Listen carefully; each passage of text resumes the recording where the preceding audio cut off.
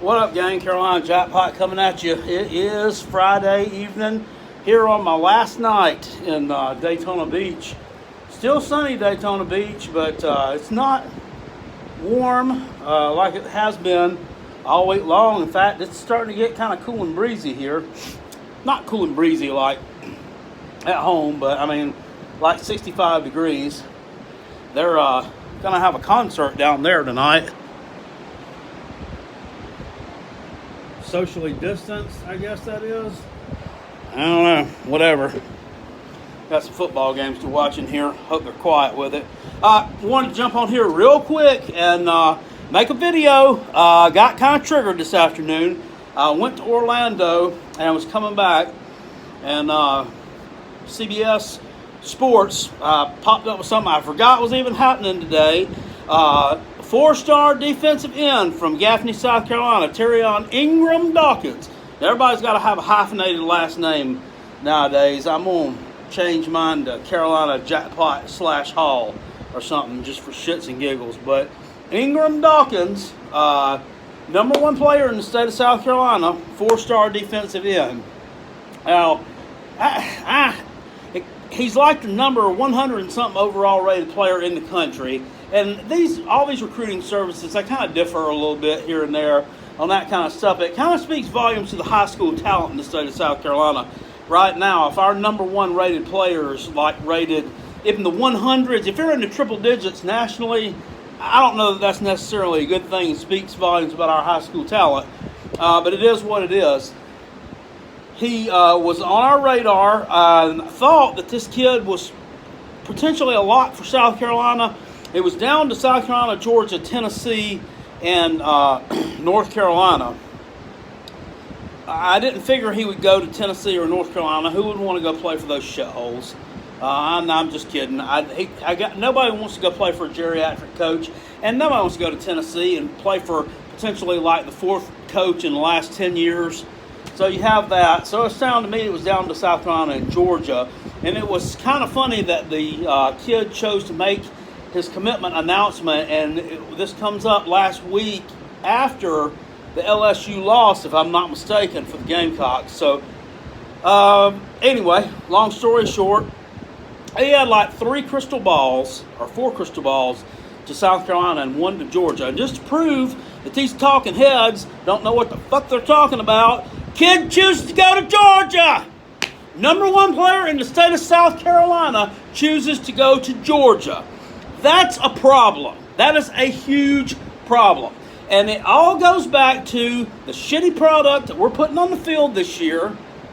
Okay? The garbage coaching that the garbage coaching staff, headed up by Will Muschamp, have put on the field. These kids are choosing to go elsewhere. We have been finishing rated between 15th and 20th in the country in recruiting. And everybody said, well, Carolina Jackpot, that ain't all that good because you're finishing like 8th or 9th in the SEC, blah, blah, bullshit. If you're inside the top 20 in recruiting, it's still good. You, in theory, should be a top 25 program if that talent is developed. But it hasn't been. And this young man can see that. So I give him credit. He's smart. Literally. Kirby smart. I'm just kidding. That's who he's going to play for, though, ain't it? Does it ruffle my jimmies? Yes, because he's going to play for Georgia. Now, I've not said a whole lot about Georgia, but seriously, fuck Georgia. Fuck them. Fuck their damn second-rate ass program. You know what they are? You know what they are?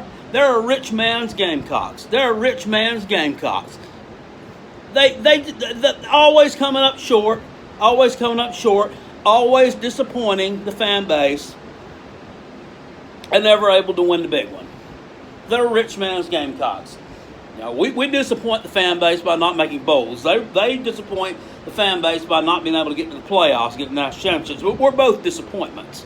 So congratulations, Ingram-Dawkins, I guess, for choosing Georgia.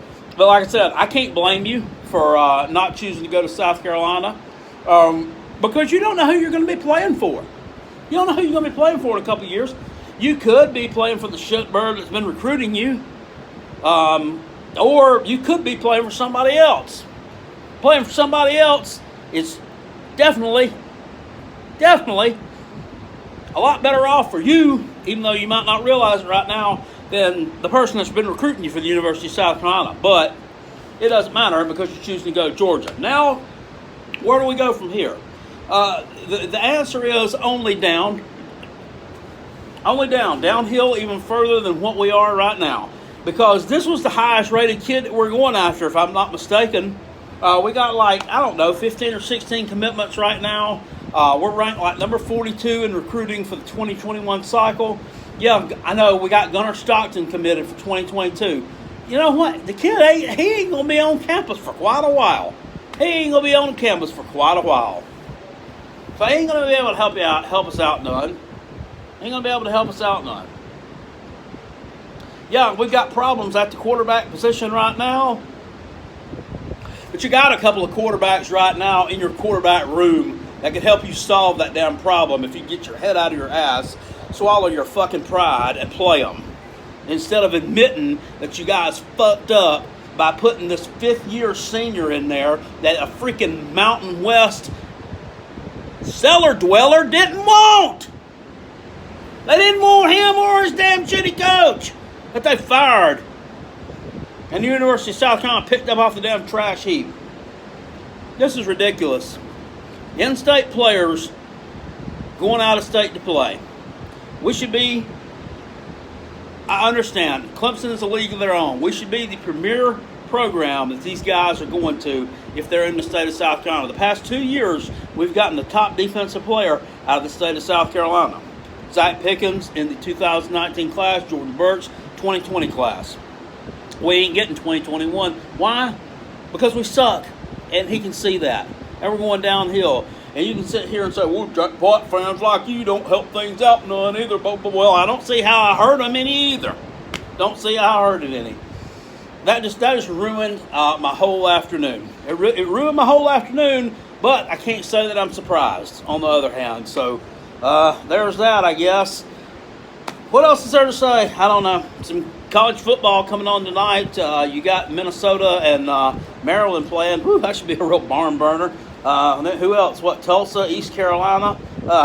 Wet fart there. And I can't even remember who's playing on the West Coast. I'm so damn mad about it. I can't stand it.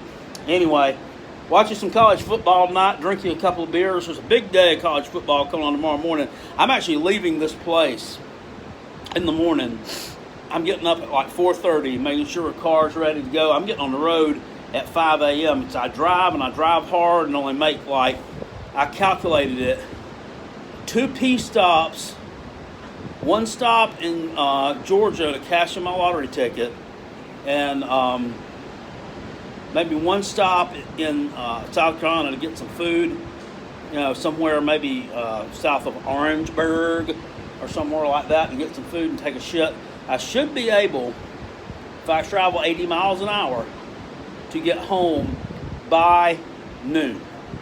So that will leave me my whole day of college football, and I won't miss anything key that's going on. Because I like watching everybody play college football. I like all the games, even if my team's not playing, especially if my team is not playing.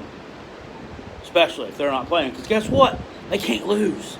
They can't lose. I guarantee you tomorrow we are not going to lose a football game coached by Will Muschamp. I love it.